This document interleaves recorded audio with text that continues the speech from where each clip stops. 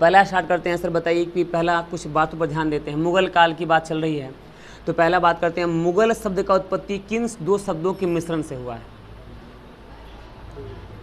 मुगल शब्द का उत्पत्ति किन दो शब्दों के मिश्रण से, मिक्सचर से हुआ है? बोलिए सर।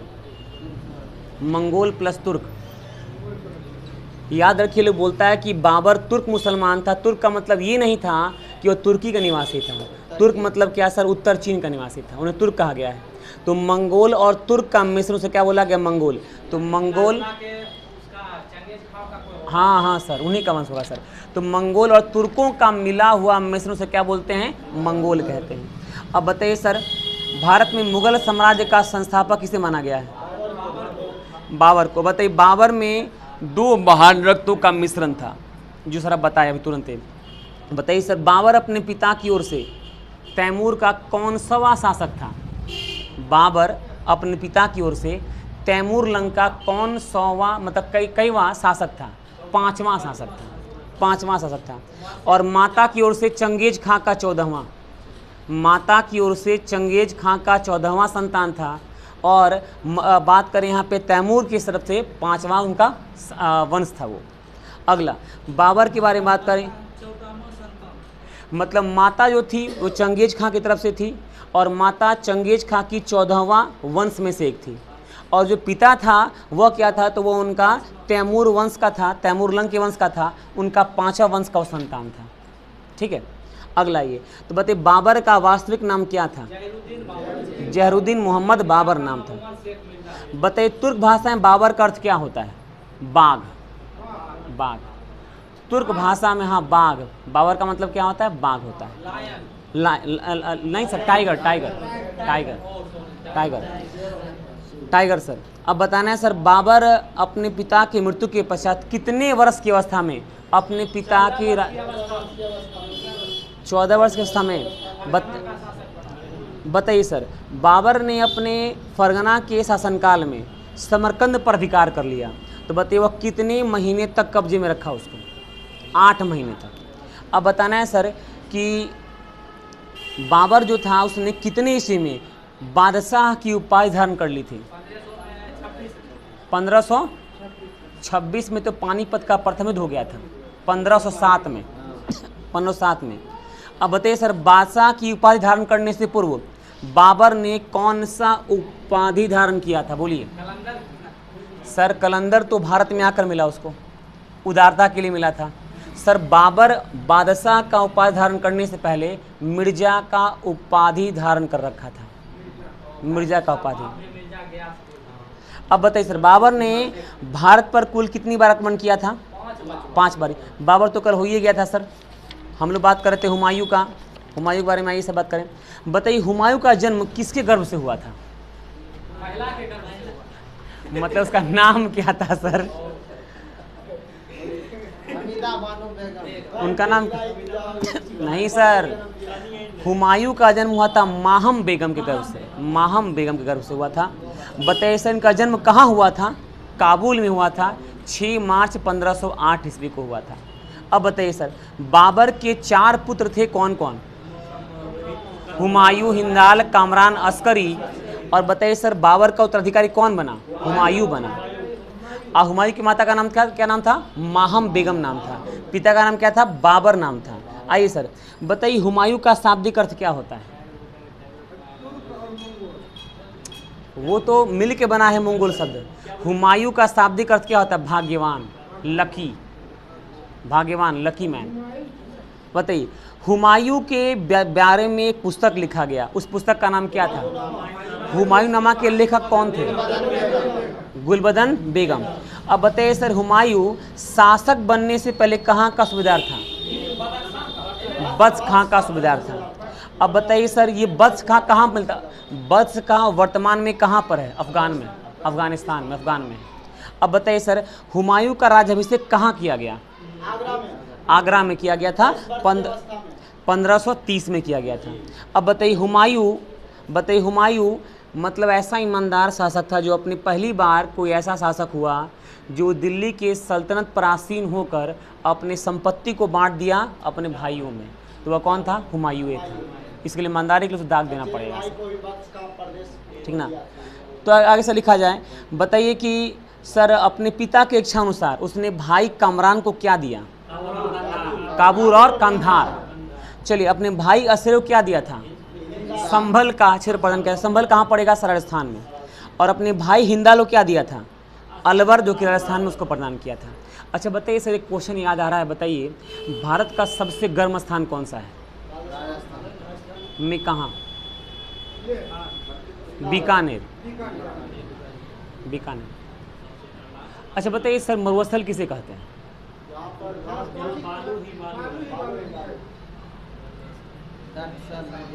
सर कहते हैं वह भूभाग या स्थलीय क्षेत्र जहां पर वर्षा 20 से 30 सेंटीमीटर तक होता है, उसे क्या बोलते हैं? मरुस्थल कहते हैं। भारत का श्वेत मरुस्थल कच्छ के रण को गुजरात में कहते हैं, जो समुद्र के किनारे स्थित है, खम्बा थखारी के बगल में। वहाँ वर्षा कितना होता है? मात्र 20 से 30। तो ये मत बोलिए कि मरुस्थल माने बलुआ होता है, गर्म रहेगा, ये नहीं होता है। बरसात को देख कर तय करते हैं। अब बताइए भारत का बोला जाए नमक वाला मरुस्थल कौन सा? कच्छ का रण कहलाता है। भारत का बर्फीला मरुस्थल कौन सा है? तो सियाचिन कहलाता है। अब भारत का सबसे गर्म मरुस्थल कौन सा है? तो थार मरुस्थल कहलाता है, जो भारत और पाकिस्तान के मध्य में स्थित है। अच्छा बताइए सर, एक सवाल मन में और आ गया, पूछ देते हैं, मन में दबा बात निकल जाना चाहिए। गर्म जलधारा किसे कहते हैं?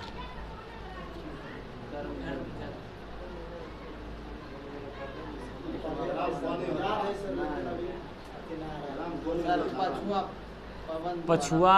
पछुआ। बताइए ठंडा जलधारा किसे कहते हैं? हमको इससे मतलब नहीं कि लेब्रेडोर ठंडा है, तो सर ब्राज़ील जलधारा जो है गर्म है। एल नीनो गर्म है तो लेनिनो ठंडा, हमको मतलब नहीं। हम जानते हैं कि ठंडा जलधारा किसे कहते हैं।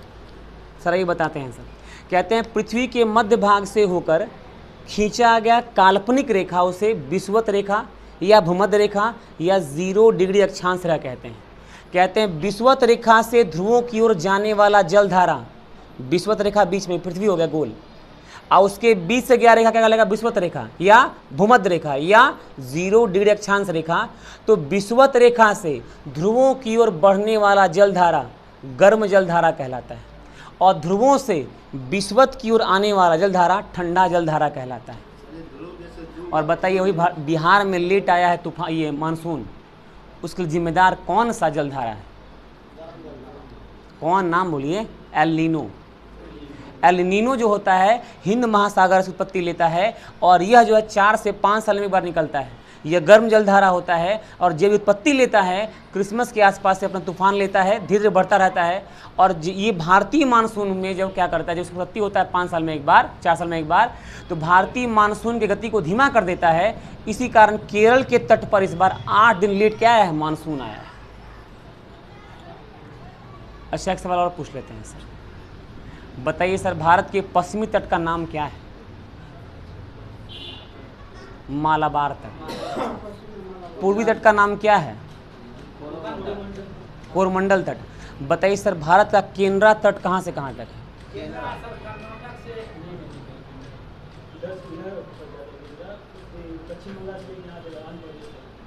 सर ये तो हो गया हम लोग केनरा मालाबार में आ जाएगा सर। तो मालाबार में आएगा तो कहाँ आएगा सर? गोवा से। गुजरात के तट का नाम है कठियावाड़ा तट। वो कत बातें खत्म हो गया। एक बात शुरू करते हैं हम लोग, तो आते हैं सर दमन। दमन से लेकर गोवा तक का द्वीप एक बोलते हैं कोकण तट। और गोवा से लेकर कर्नाटक के मंगलर तक का तट इसे क्या बोलते हैं? केनरा तट कहते हैं।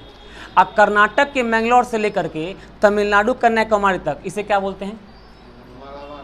मालाबार तट। और तमिलनाडु के कन्याकुमारी से लेकर के आंध्र प्रदेश के कृष्णा के डेल्टा पर बनो से क्या बोलते हैं? कोरमंडल तट भी तो सब आ जाएगा, मिलाकर आ जाएगा। इसे क्या बोलेंगे? कृष्णा तट कहते हैं। उत्कर्ष तट के नाम से किसे जानते हैं? बोलिए। उड़ीसा का तट कहते हैं। अच्छा बताइए सर, हैं? उत्तरी सरकार, उसी को उत्कर्ष भी कह देते हैं। अब बताना एक सवाल सर, बताइएगा सर भारत, आपने सर सुना कि भारत में मानसून वर्षा कराता है। दक्षिण पश्चिम मानसून भारत में वर्षा होती है, भारी वर्षा होती है भारत में, वही कारण है उसका। लेकिन एक बात बताइए, अगर आप देखिए मैप पर ध्यान से, अगर आप देखें मैप पर ध्यान से तो दक्षिण पश्चिम में अरब सागर है। अरब सागर से नमी वायु लेकर के हमारा वायु निकलता है और उत्तर पूर्व की ओर बहता है, वहाँ पर नेपाल का हिमालय है, टकराता है और पुनः वापस आकर वर्षा कराता है। लेकिन बच्चा सोचिए, मेघालय के चेरापूंजी में भारी वर्षा होती है, लगभग 1141 सेंटीमीटर। तो बताइए रेंज में कहाँ पड़ता है आपका दक्षिण पश्चिम मानसून, तो वर्षा होता कैसे है?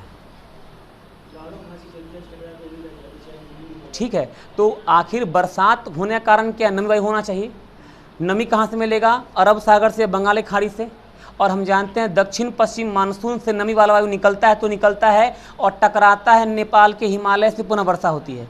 लेकिन जरा देखिए, मेघालय नहीं पड़ रहा है नेपाल के रेंज में, तो वर्षा कैसे सर्वाधिक हो जा रहा है वहाँ पे? इसका ही कारण है, दक्षिण पश्चिम का बंगाल का खाड़ी का जो शाखा होता है वहाँ से निकलता है वर्षा, और मेघालय के चेरापूंजी के मासिनराम में विश्व का सबसे ज़्यादा वर्षा होता है, 1141 सेंटीमीटर। आइए सर, अब बताना है सर कि हुमायूं ने अपने चचेरे भाई किसको को कहाँ का सूबेदार बना दिया? अस्करी नहीं सर जी, सुलेमान मिर्जा चेहरा भाई नाम था। क्या बना दिया? कहाँ का? जहाँ से खुद का था, बस खां का सूबेदार बना दिया। अब बताइए सर, हुमायूं ने कहाँ पर किस नाम से एक नगर का स्थापना करवाया? दीन पनाह नामक नगर का दिल्ली में स्थापना करवाया। क्यों, कब करवाया? 1533 में कराया। अब बताइए सर, सैन्य अभियान की बात करें तो बताइए हुमायूं ने कलिंजर पर आक्रमण किया था। कब किया था सर? 1531 में। कलिंजर के शासक कौन थे? प्रताप रुद्रदेव थे। अब बताइए, कलिंजर के किले पर आक्रमण की यह सूचना मिली कि अफगान सरदार मोहम्मद लोदी बिहार से जौनपुर की तरफ बढ़ रहा है। अंततः कलिंजर के राजा रुद्र प्रताप ने धन और सैनिकों की क्षतिपूर्ति को लेकर हुमायूं वापस आगरा को लौटा दिया। अगला ही सर बताइए, इसके बाद कि हुमायूं ने चुनार के किला पर घेरा कब डाल दिया? 1532 में। बताइए सर कि हुमायूं ने कहाँ पर विद्रोह को मतलब और कब दबा दिया था? हुमायूं ने 1534 में बिहार में मोहम्मद जवान मिर्जा और ध्यान दिया था। वह किस संप्रदाय से संबंधित था? महायान से।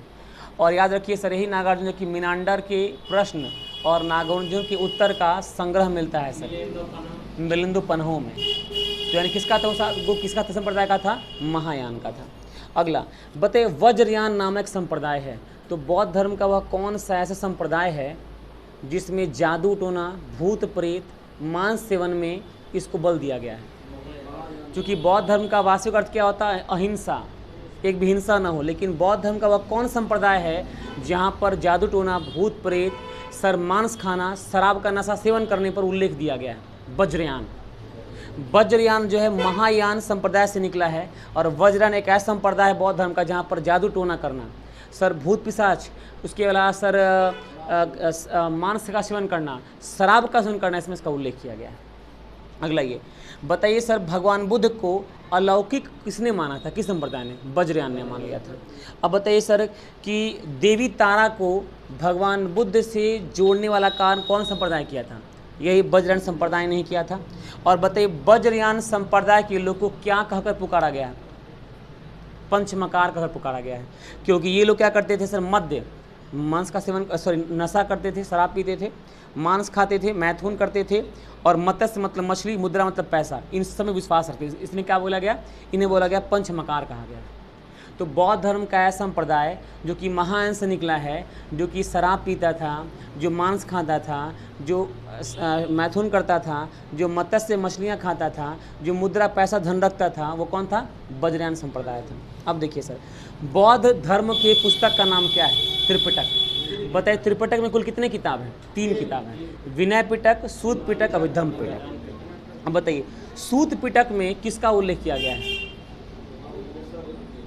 भगवान बुद्ध के उपदेश का उल्लेख किया गया है। अब बताइए सर कि बौद्ध धर्म के सिद्धांत किस में दिए गए हैं सर? सूत पिटक में दिए गए हैं। अब बताइए, सूत पिटक के रचनाकार कौन है? आनंद। अगला क्वेश्चन आता है, बताइए सर कि जो विनय पिटक है, विनय पिटक में किसका उल्लेख किया गया है? बौद्ध धर्म के नियमों का उल्लेख किया गया है। और विनय पिटक के रचयिता कौन है? उपाली। अगला बात करो अभिधम पिटक। अभिधम पिटक में क्या बताया गया है? अभिधम पिटक में बौद्ध धर्म के उपदेशों का उल्लेख किया गया है, सिद्धांतों का उल्लेख किया गया है, और इसका संकलन कौन किया था? मोगल्लीपुत्र ने किया था। तो तीन किताब का समूह उसे त्रिपिटक कहते हैं। कौन कौन सा? विनय पिटक, अभिधम पिटक, सुत पिटक। ठीक है सर, अगला ये अगला बात करते हैं। जातक कथा में किसका उल्लेख किया गया है? बौद्ध धर्म के पूर्वजन्मों का उल्लेख किया गया है। अब बताना है कि भगवान बुद्ध ने सबसे ज़्यादा बल किस पर दिया था? सर भगवान बुद्ध ने अहिंसा पर और पर उन्हें बल दिया था। अब बताइए बौद्ध धर्म का पिटक का भाषा क्या था? पाली था। और याद रखिए जो बौद्ध धर्म का जो संप्रदाय है महायान और हीनयान, तो हीनयान का जो पुस्तक इसमें लिखा गया पाली में, और महायान संप्रदाय के पुस्तकों को संस्कृत भाषा में लिखा गया है। अगला ये बताइए बौद्ध शिक्षा केंद्र प्रमुख कौन कौन थे? हाँ, विक्रमशिला हो गया है ना। अब बताइए सर अशोक के शासनकाल में बौद्ध धर्म का गमन कहाँ हुआ था? नेपाल में हुआ था।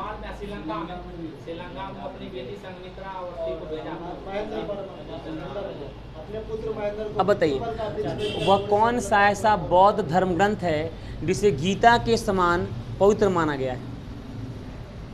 धम्मपद जिसे गीता के समान पवित्र माना गया है। अश्वघोष लिखा। अब बताइए सर कि हिंदू, बौद्ध और जैन ये तीन ऐसे धर्म हैं जो कि पुनर्जन्म में विश्वास रखते हैं। अगला सर बताइए, बताना है कि इसके बाद कि सर हाँ बताइए, ये सब लिखवाइए दिए हैं। बौद्ध धर्म का सबसे प्राचीनतम संप्रदाय कौन था? थेरवाद। अगर देखा जाए तो बौद्ध धर्म का सबसे प्राचीनतम संप्रदाय कौन? थेरवाद।